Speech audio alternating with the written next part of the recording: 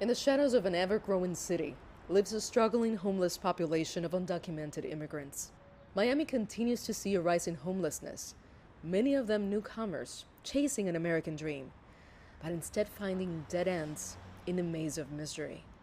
There's no question the population is increasing. Some of it's first-time homelessness, some of it's chronic. And then the second piece of it is you've got an immigrant population that are making their way here. They're not all on the buses from Texas to Connecticut and Texas to New York. Contrary to popular belief, people are getting here in other ways. They're getting here on buses, they're getting here in cars, they're getting here. And all of them don't have relatives here.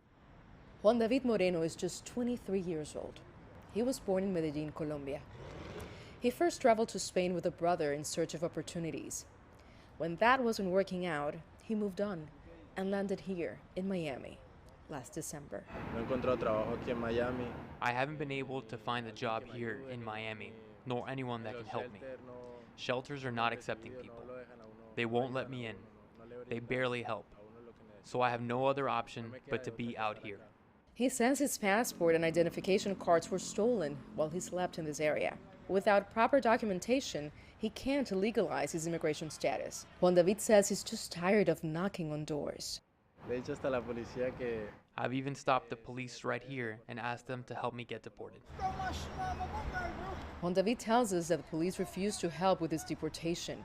He also says that the Consulate of Colombia has not responded to his pleas for help.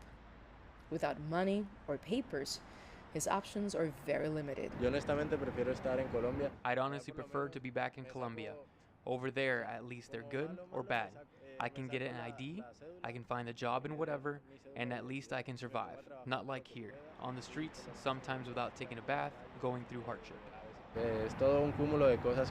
It's so much that sometimes I feel like I'm going crazy.